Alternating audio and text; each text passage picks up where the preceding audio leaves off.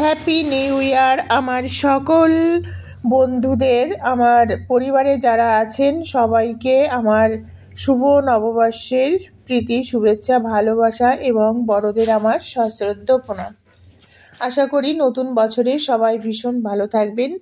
তা আজ আপনাদের জন্য নিরামিষ কিচেনে নিয়ে এসেছি ঝটপট আলুর পরোটা। হ্যাঁ বন্ধুরা, কোনো রকম পুর ভরার ঝামেলা ছাড়াই বা বেলার ঝামেলা ছাড়াই আলুর পরোটা। তার জন্য এখানে দুটো সিদ্ধ আলু আছে, আমি ডালের মধ্যে দিয়ে সিদ্ধ করে নিয়েছি। প্রথমে এই সিদ্ধ আলু দুটোকে গ্রেট করে নেব, সঙ্গে গাজর গ্রেট করব। আর এই পরোটাটা খুব জোর আপনাদের খিদে পেলে হেলদি একটা ব্রেকফাস্ট বলুন বা ডিনার রেসিপি বলতে পারেন। এটা আমি ডিনারেই তৈরি করেছিলাম, ভীষণ ভালো লাগে। আর এটা বাচ্চার স্কুলের টিফিন বক্সেও আপনারা দিতে পারেন, খুবই হেলদি একটি ব্রেকফাস্ট। এখানে গাজর দিয়ে দেব, সিদ্ধ আলুটা এই জন্য দেওয়া, কাঁচা আলু তো দেওয়া যাবে না। আর গাজর অবশ্যই গ্রেট করে দেবেন। পরিমাণ মতো ধনেপাতা কুচি আছে, কাঁচা লঙ্কা আর টমেটো দিয়ে দিলাম সব পরিমাণ মতো। দিয়ে এইবার এর মধ্যে কিছুটা পরিমাণ ময়দা দেব। ময়দার পরিমাণটা কমই দেব, মানে যতটা ভেজিটেবলস দিয়েছি তার হাফ ময়দা দেব। দেখুন এখানে বড় সাইজের দুটো আলু, গাজর, ধনেপাতা কুচি, টমেটো সব দিয়েছি। পরিমাণ মতো নুন দেব, কিছুটা পরিমাণ আজওয়ান দেব। জোয়ান দিয়ে দিলাম।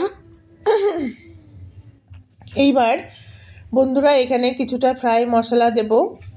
ফ্রাই মশলা দেওয়ার পর কিছুটা পরিমাণ এখানে আচারের অয়েল দেব। আপনারা চাইলে সর্ষের তেলও দিতে পারেন। আচারের অয়েল দিলে একটা দারুণ ফ্লেভার আসে আর খেতেও ভালো লাগে। 1 চামচ মতো 1 টিস্পুন মতো আচারের অয়েল দিয়ে দিলাম।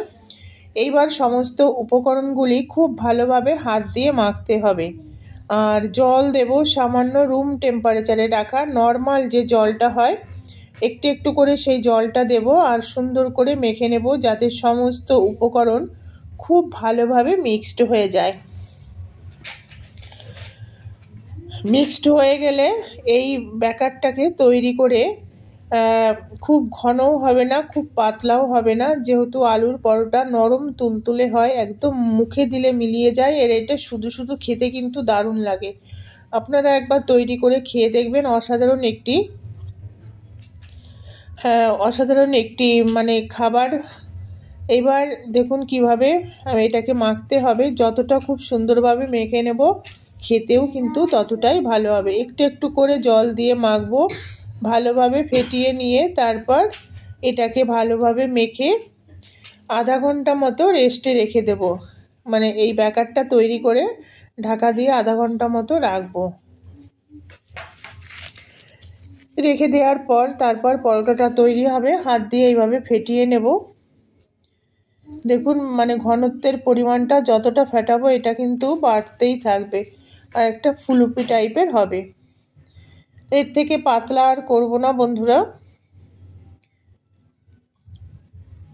এবার এটা ঢাকা দিয়ে আমি আধা ঘন্টা রেস্টে রেখে দেব। আধা ঘন্টা পর পরোটা তৈরি করব।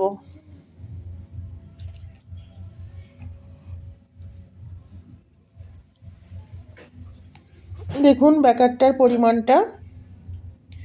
আর এটা সম্পূর্ণ ঘিয়ে ভাজা হবে। আপনারা চাইলে রিফাইন অয়েল বা বাটার দিতে পারেন, তাহলে টেস্ট ভীষণ ভালো হবে। আর যারা ভেজিটেরিয়ান আছেন যেসব বন্ধুরা, তাদের জন্য একদম পারফেক্ট। আর ঘিটাও খুব বেশি লাগবে না। প্রথমে ঘিটা দিয়ে এইভাবে ফ্রাইং প্যানে আমি দিয়ে দিলাম, চারিদিকে ঘিটা ছড়িয়ে গেল।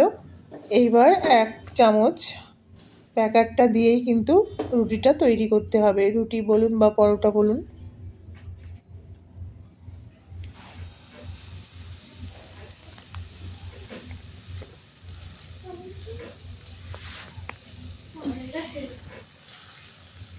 এইভাবে চারিদিকে ছড়িয়ে দেবো, যেহেতু একটু ঘন আছে। চারিদিকে ছড়িয়ে দিয়ে গ্যাসের ফ্লেমটা এই টাইমে মিডিয়াম টু লোতে রাখবেন, নাহলে ভেতরে কাঁচা থেকে যাবে আর উপরটা পুড়ে যাবে। তাই এই পরোটাটা ভাজার সময় একটু ধৈর্য নিয়ে ভাজতে হবে। ঢাকা দিয়ে দিলাম, কারণ ভেতরে যেহেতু সবজি দেওয়া আছে, ধনেপাতা কুচি, গাজর টমেটো এগুলি দেওয়া আছে, না হলে কাঁচা থেকে যাবে, আর কাঁচা থেকে গেলে সেগুলি খেতেও ভালো লাগবে না আর আমাদের স্বাস্থ্যের পক্ষেও খুব একটা উপযোগী নয়। এইভাবে উল্টে দিলাম।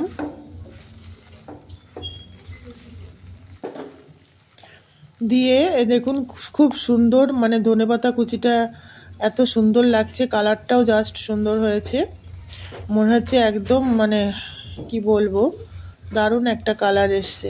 আর ওপরটা এইভাবে ঘি ব্রাশ করে দিলাম, আপনাদের কাছে ব্রাশ থাকলে ব্রাশ দিয়েই দেবেন।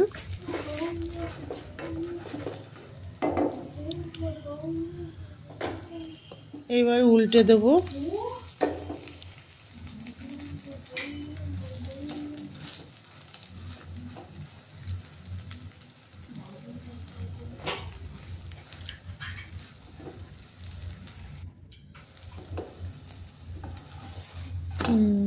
উল্টে দিলাম, কালারটা সুন্দর হয়েছে। এইভাবে ভালোভাবে ভেজে নিতে হবে আর হালকা করে প্রেস করে গ্যাসের ফ্লেম মিডিয়াম টু লোতে রেখে।